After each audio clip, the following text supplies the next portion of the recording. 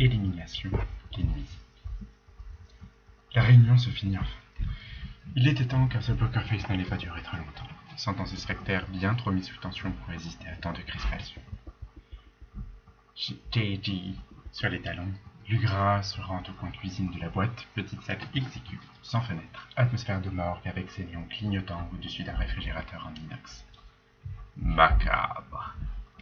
Et quand Graminet lui fait des repas, il vaut mieux les honorer et en faire un éloge, qui n'a de pareil que son imagination la plus fantasque pour pouvoir y trouver quelque chose de bon. Sacrifice d'amis. En rentrant, il découvre Geneviève, la tête dans son plat. Ah, ça pue là-dedans! Ne peut contenir Lugra qui se bouche aussitôt le nez, proche du malaise vagal. Geneviève y relève la tête pour offrir la tête la plus ravagée qu'il lui était donné de voir depuis longtemps. Composition de Graminet en gastro avec le visage bouffi de la tentaculaire Ursula. Sauf que le regard s'approche plus de la face de François Hollande dans un corps de femme que de celui d'une sorcière pleine de vitalité. Il faudrait lui donner du guronzan dilué dans un bec de Red Bull. Ah, c'est fou. Ah, je suis si triste. Il se met à inonder son plat de larmes. Merde, aucun repli. Elle mange du fromage, il pouvait le parier en s'approchant et en découvrant cet amas jaunâtre qui s'est solidifié après la sortie du micro-ondes. J.J. hésite encore sur le pas de la porte, mi-compatissant, mi-furibard qu'elle utilise ainsi les émotions contre lui, car tout est dirigé contre lui, il en est sûr. C'est peut-être même le moment de le pousser à bout. Oh, je suis désolé, Geneviève, pour tout à l'heure. Mais bon, c'est pas de ma faute, hein, si les mômes ramènent toutes les saloperies du monde. Je t'en veux pas personnellement. Elle relève la tête. Son visage est indéchiffrable. Entre la haine, le désespoir et l'incompréhension. À ce moment précis, entre N plus 0,5, joyeux comme un trille, en combinaison de sûreté nucléaire, comme s'il y avait eu une attaque de Russes sur la ville, une bombe sale, silencieuse et sans bruit. Comme l'épée de Friff. Mettez-vous à l'abri, ils arrivent pour tout désinsectiser. Vous restez là le temps du traitement. Je vous offre votre après-midi, pas besoin de bosser. Salut! Il ressort immédiatement en fermant la porte à double tour. 3 collègues, interloqués, ont peur de comprendre. Friff, sentant la rupture de nerfs arriver en grands pas, avec une tronçonneuse pour découper tout son fragile système nerveux, décide de se faire réchauffer le plat préparé par Graminet et d'attendre, espérant que son expérience passée lui a permis de développer une résistance telle qu'aucun produit chimique ne saurait entamer son intégrité, le laissant seul survivant de la pièce si des produits de désinsectisation venaient à passer par les interstices de la porte. Ce qui ne fait aucun doute, selon lui. Il est sûr que ses collègues vont devenir fous. Que la battle royale commence. Un sourire de fouine vicieuse se dessine. Par plat réchauffé, le trio s'assied en silence. Depuis que N plus 0,5 a fermé la porte à clé, aucun n'a osé prononcer un quelconque mot. Friff se contrôle pour ne pas vomir depuis tout à l'heure, mais à l'odeur du plat de Graminet, il se découvre une nouvelle vigueur. Même s'il n'est pas certain de pouvoir supporter l'absence de viande, il commence à manger. Bien que le mot le plus adapté soit toutefois parmi les suivants. Attaquer, détruire, partir à l'assaut, anéantir, annihiler son repas. La première bouchée est une ivresse d'essence. Raph sait y faire quand il s'agit de lui faire frétiller la glotte, lui chatouiller la langue, l'emplir d'une joie sans pareille. Geneviève, tu sais, tout le monde n'est pas contre toi. Et Lugra a une idée excellente. Faire venir un chien mangeur de punaises. Ah oui, c'est une technique lyonnaise qui a été testée par de nombreux amis d'amis. Je les rappellerai, mais je crois bien que c'est la meilleure technique pour arriver à s'en débarrasser. La bave de chien est parfaite pour lubrifier le parquet, m'a-t-on assuré la dernière fois à Castogrammar. Je n'ai pas de putain de punaise chez moi. Vous allez me lâcher avec ça? Eh, calme-toi, Geneviève, hein? C'est pour le bien de tous. de la boîte, de ta famille, de tes enfants et même pour toi. On est là pour t'aider. L'estomac de la Fouine gargouille. Quelque chose ne va pas. Il met en place le protocole Tchernobyl. Attaque les acides les plus sévères que son corps puisse produire pour éradiquer toute forme de problème dans son appareil digestif. Il dégaine la grosse artillerie car il sait qu'il ne peut pas tomber malade. Pas ici, pas maintenant.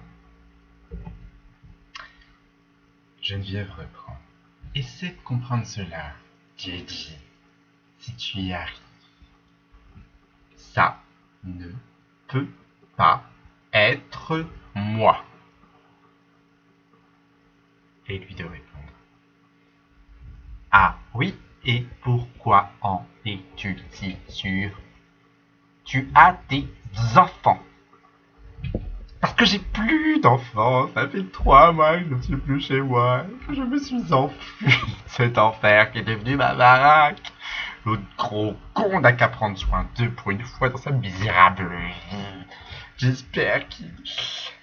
Sans poursuivre, leurs regards sont happés par la porte de laquelle souffle un nuage toxique vert. Ils se relèvent tous instantanément. L'intérieur de la fouine semble d'ailleurs exploser à ce moment-là. Il y avait un problème avec son déjeuner. Il en est maintenant convaincu. Graminet a encore frappé. Mais qu'est-ce que c'est que ça? Ce doit être les produits chimiques de désinsectisation. Il n'y a même pas de fenêtre pour arriver. On va tous mourir. Je pense qu'il faut colmater la porte avec du tissu, propose Fouif, mi-ironique, mi-sérieux. Katie, en un tour de main, enlève sa veste, sa chemise, son maillot de corps, puis son pantalon et ses chaussettes. Il va les imbiber tout dans l'évier et revient à la porte pour essayer de les disposer tout autour de celle-ci.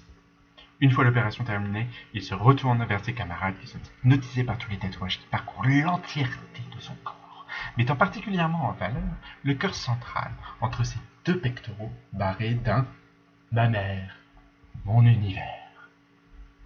Geneviève éclate de rire. Tu crois te moquer de qui, là? Je t'interdis de rire de moi, alors que je nous sauve la vie à tous les 3. Fouine souffre trop du ventre pour réagir d'une quelconque action. Il commence à se courber vers le sol. Je ne sais pas qui était ta mère, mais pour te laisser faire cette horreur, il faut qu'elle soit bien nulle. Je ne laisserai jamais l'un de mes... La claque de J.J. part s'écraser sur la face de Geneviève. Elle riposte en lui envoyant son plat à la figure. L'odeur de fromage se répand encore plus dans la pièce. Fouif est sur le point de défaillir. J.J. se jette sur elle et tous 2 tombent à terre. Au moment même où les vêtements de J.J. ne peuvent contenir la pression des gaz toxiques, une fumée épaisse se diffuse dans la pièce, les imprégnant sans même, curieusement, les faire tousser. Le gras n'y tient plus et il leur vomit dessus. À peine secoué par cette pluie acide, il continue à se cogner avec une violence de combat de catch sans simulation. Volant contre les murs, projeté par la force explosive des bras de J.J.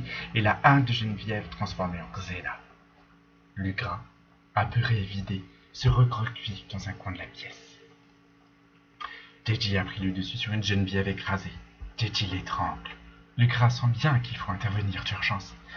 Arrête, tu m'étouffes. J.J. serre de plus belle. Elle commence à virer de couleur.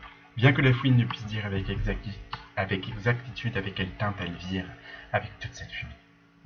Fouif se lève, récupère son couteau esselé sur la table et le plante dans le cou de J.J. Le sang jaillit avec force sur Geneviève qui ne réagit plus. J.J. se vide à terre devant Fouif victorieux. Je savais que je gagnerais cette bataille. 1 heure plus tard, alors que Ligra s'étonne de ne pas être morte d'asphyxie, la porte s'ouvre. Il rentre alors dans son rôle et explique à N plus 0,5, complètement dépassé de ce qui vient de se passer, comment Geneviève a coupé la carotière de J.J. qui l'étranglait. Meurtre légitime. Sans transition, dans une explosion de logique dans la tête de Lugra, celui-ci veut forger ses collègues de la connerie sans limite de ce supérieur d'organigramme. Vous savez, N plus 0,5, commence Lugra tout en refermant la porte, ça ne serait pas arrivé si vous aviez au moins pris soin de nous demander ce que nous voulions. Il faut appeler la police, il faut faire quelque chose, vous devez témoigner de tout. Écoute, N plus 0,5, ce sont tes derniers instants que tu vis. Tu veux pas dire autre chose? Le pupille de N plus 0,5 explose sous l'annonce de sa mort imminente. Il essaie de fuir et d'argumenter, de supplier. Mais oui, c'est préparé. Il agrippe par la tête grâce à une prise de Krav Maga apprise lors de ses cours, sur les vins achetés d'ailleurs, et craque. Il lui brise la nuque. N plus 0,5 tombe à terre. Lugra déverrouille la porte et part calmement. Aucun de ses amis n'a plus jamais entendu parler de lui. Les morts de la salle de repos lui ont tous été mis sur le dos. N plus 0,5 a même reçu la Légion d'honneur à titre posthume pour son acte de bravoure. Les explications les plus rationnelles étant qu'il soit intervenu pour éviter le massacre de la foule. Les rumeurs prétendent l'avoir vu errer dans une salle de sport, parlant à un chat. Fin royal.